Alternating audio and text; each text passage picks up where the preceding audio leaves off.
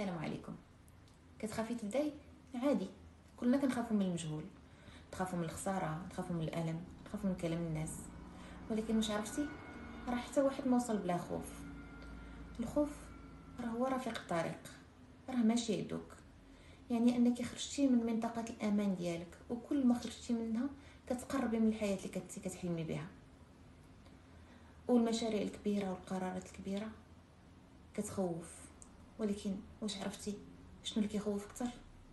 اللي كيخوف اكثر هو انك تبقاي واقفه في بلاصتك، كتشوفي حياتك كدوز قدامك وانت ساكته، ساكته على احلامك، ساكته على حقك، ساكته حتى على نفسك.